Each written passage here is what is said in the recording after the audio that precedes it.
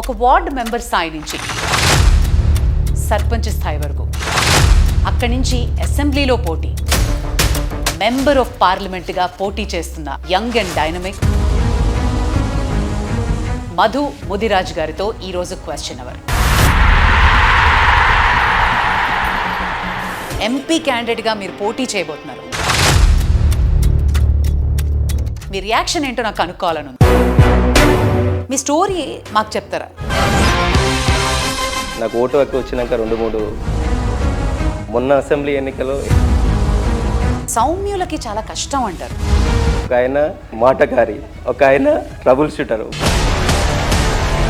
ఎలా నెగ్గుకొస్తారు అని మీ నమ్మకం? మీ ప్రశ్నలే ఉంది జవాబు. ఒక కంచు కోటగా నిర్మించుకుంది ఒక పార్టీ. మా రేవంత్ అన్న రాజ్యం వచ్చింది. యనమల రేవంత్ రెడ్డి అనే నేను.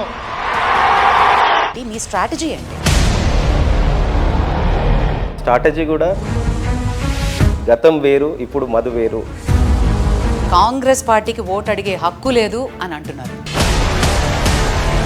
కెమెరాలు వచ్చిన వాళ్ళకి అందరికీ లోకమంతా పచ్చగా కనొస్తుంది. ఉదయం లేచి నుంచి రాత్రి వరకు ప్రచారం మొదలు పెట్టారు, జనాల్లోకి వెళ్తూ ఉన్నారు. 24 గంటల్లో 18 గంటలు